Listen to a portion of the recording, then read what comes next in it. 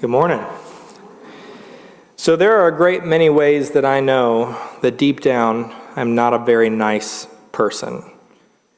But one of the small ways, and one of the most long-standing, is that every time I find a typo that somebody else has made, I am filled with a sense of smug self-righteousness. And I really always have been.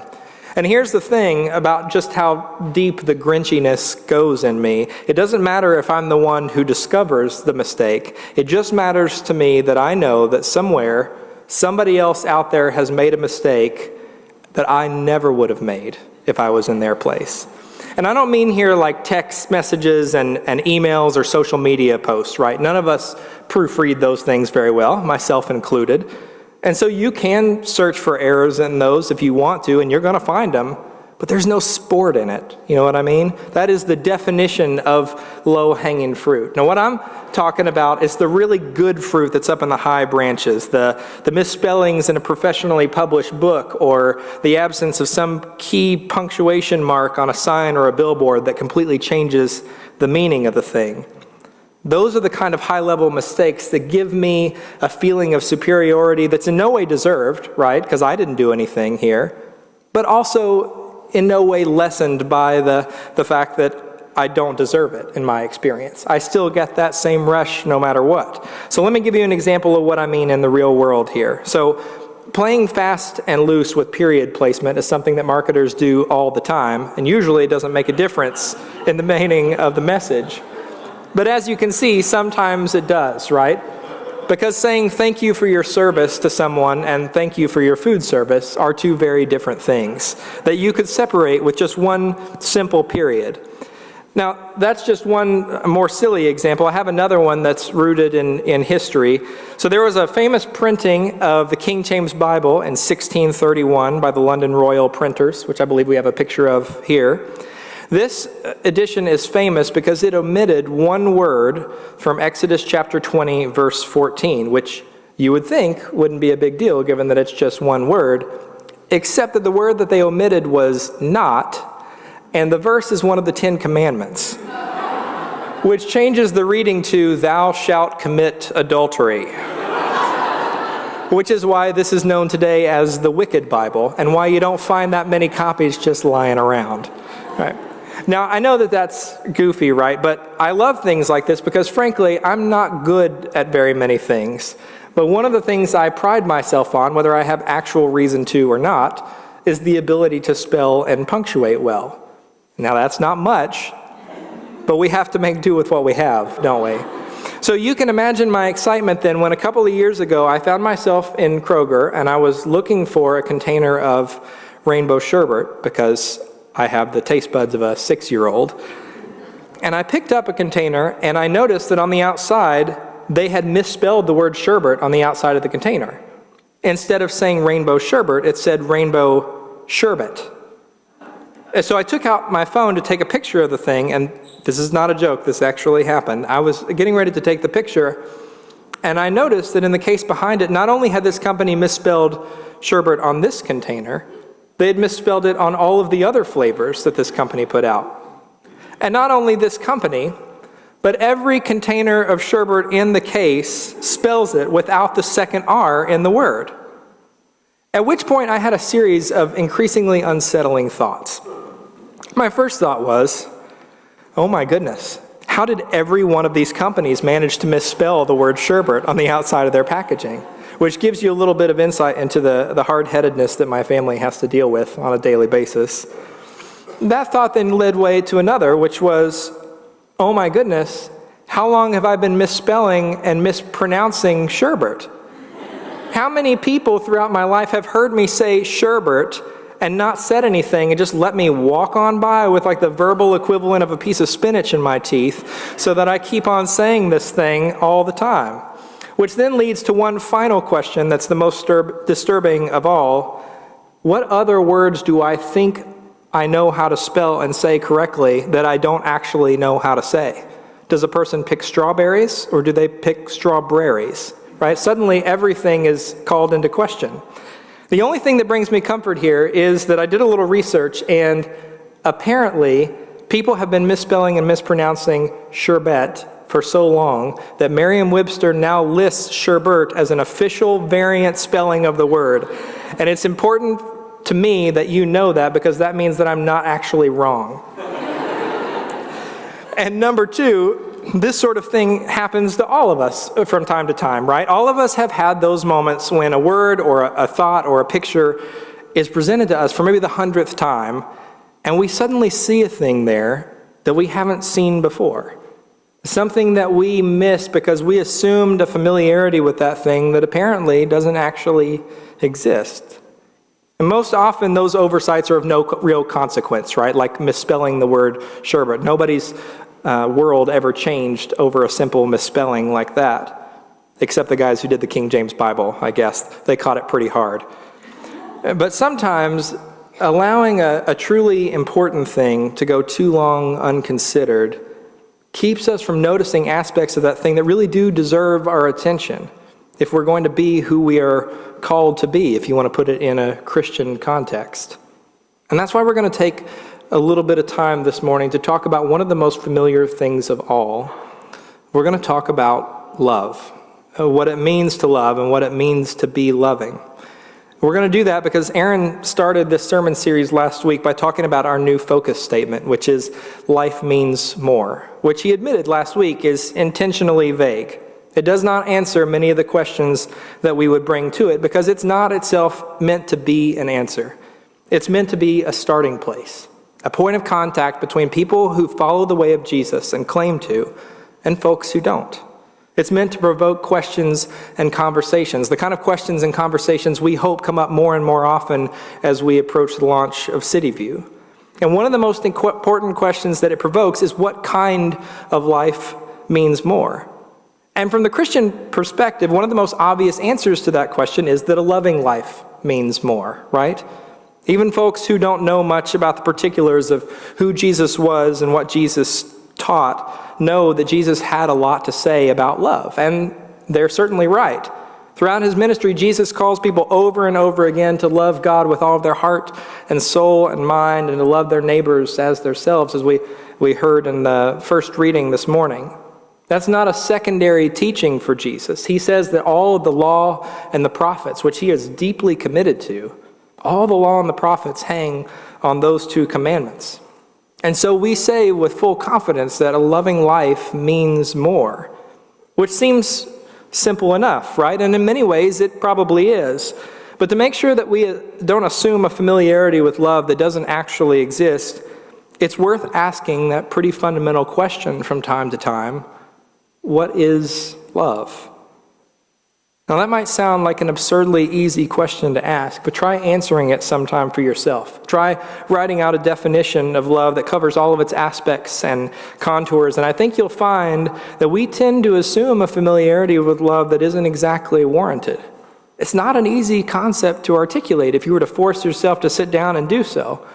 In fact, there's a short story by Raymond Carver that's famous for trying to address this very problem. It's called What We Talk About When We Talk About Love. It's one of my favorite short stories. And in the story, there are these two couples, two married couples, one who's been married for 10 years, another who is newly married. And they're sitting around a small table in the kitchen, drinking glass after glass after glass of gin and tonic, and trying to work out a definition of love in one sitting. Which should be simple, the reader thinks, going into the story, given that love is part of every human experience, something that cuts across all cultures. But as the story goes on, no matter how much these folks talk about love, it turns out that they can only ever seem to talk around it. And by the end of the story, as the sun is setting on their conversation, and everybody is drunk, horribly drunk, and miserable, and possibly combustible, given the amount of alcohol they've just consumed, none of them are any closer to nailing down a definition of love than when they started talking. The best any of them can do is try to speak about their individual experience of love and their encounters with it. And so what Carver ends up leading his readers with is the notion that these characters' experiences with love are their definitions of love, however flawed and incomplete they might be. That there's no such thing as a definition that works for everyone. And so what we talk about when we talk about love is essentially just our experience with it. Now, I like that story, even though it's deeply depressing. If any of you are going out to read it, I'm just going to forewarn you. But I like it because that is our culture's understanding of love in a nutshell, isn't it?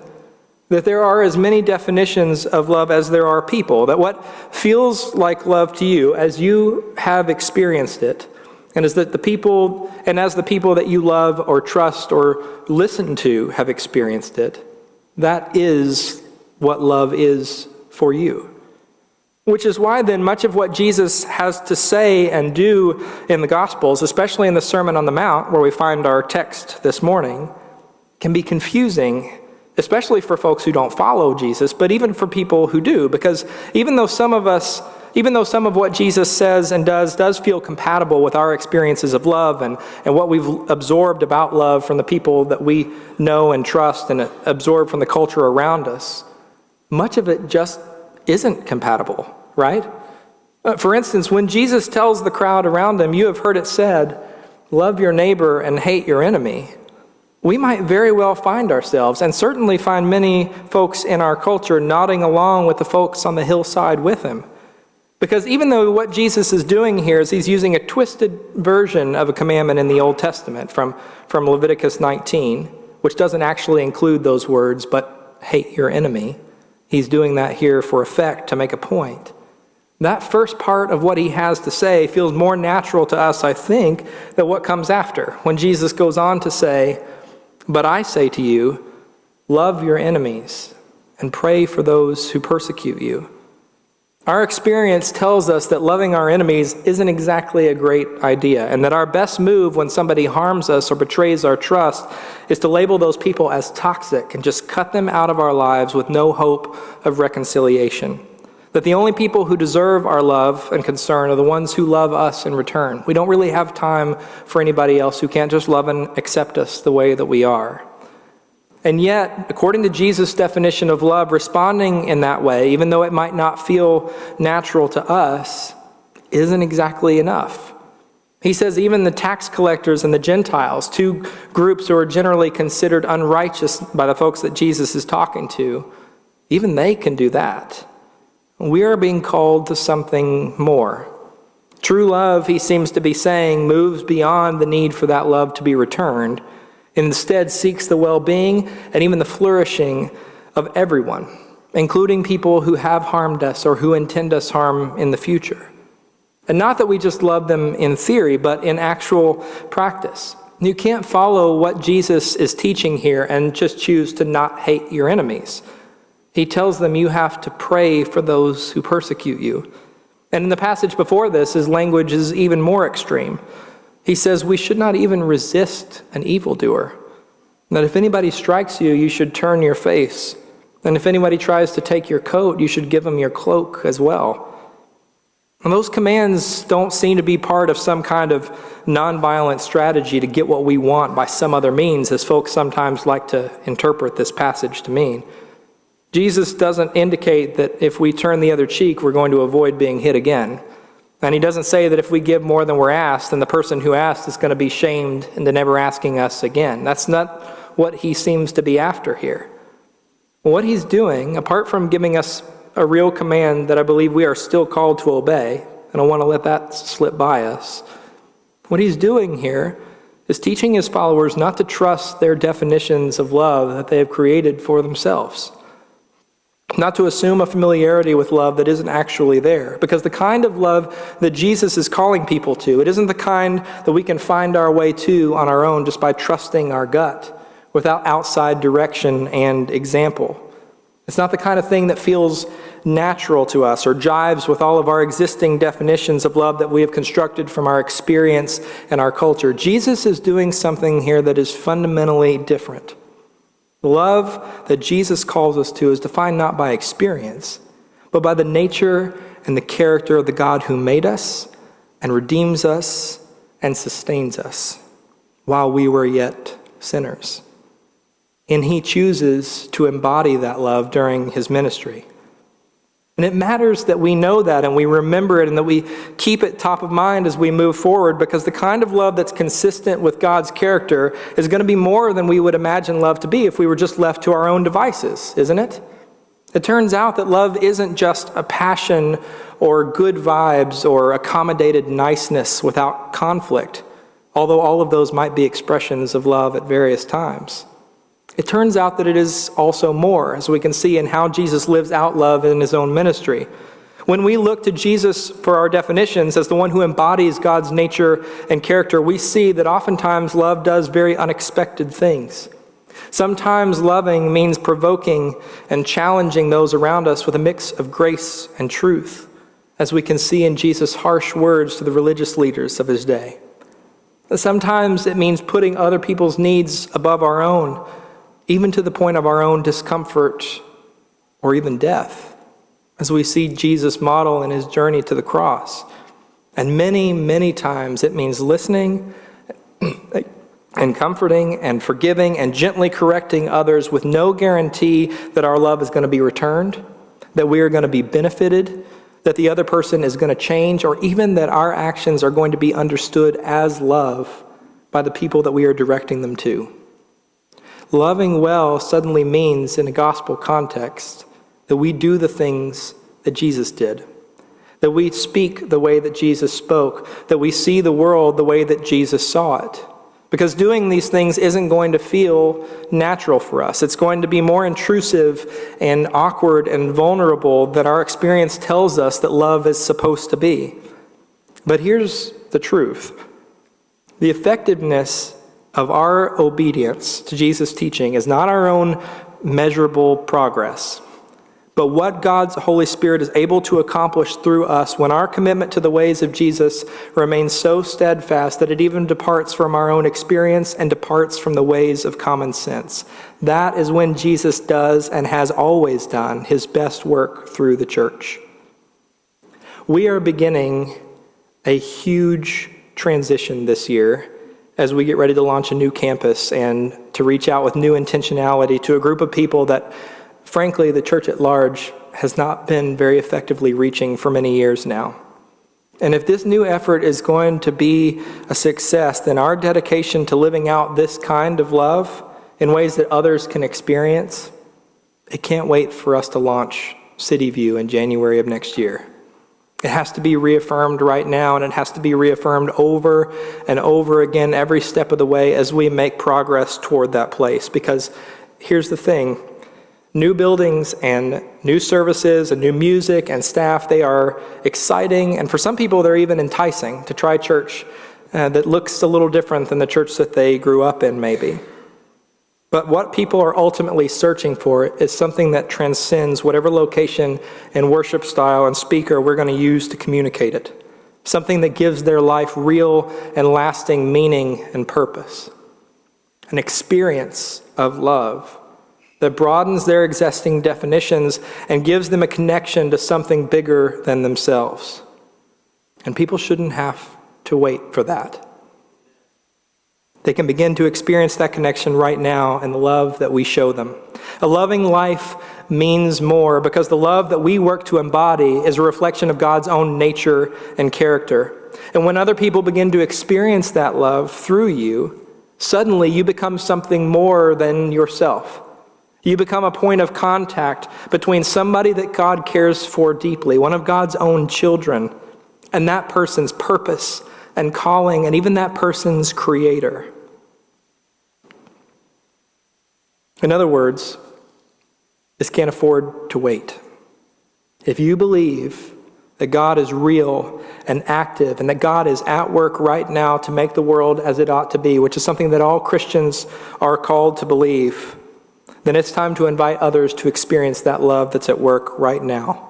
Through our service to them, through our presence with them, and even through our worship here. If you invite somebody to Grandview to come and taste and see for themselves what the community of God looks like when it comes together. What it looks like for people to worship together and to be a community together, to share burdens and joys with one another. Invite people here to experience that for themselves.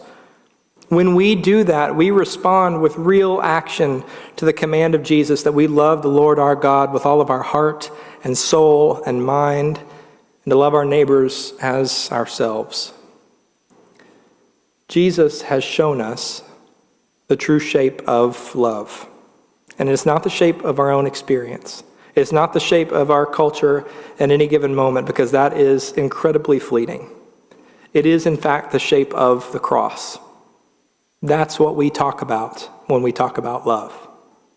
Pouring ourselves out for the sake of other people so that we can invite them into the good work that God is doing in the world to make the world whole and right and well. One of the most loving things that we can do is to begin inviting other people to experience that with us. Will you pray with me, please?